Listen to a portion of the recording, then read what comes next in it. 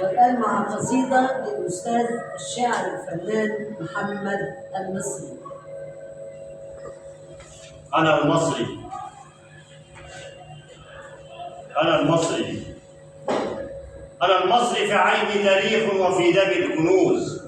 أنا ابن النيل، من طمي نما مجدي ومن أزل الفوز. أنا الأهرام قام الجيل قبل شامخا لا يستكين. أنا الفلاح، أرض خير جود لا أبيع ولا أهين.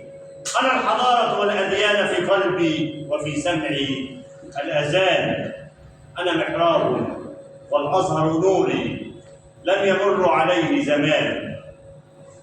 شربت النيل صافيا فراتا فصارت نطفة علما سخاء.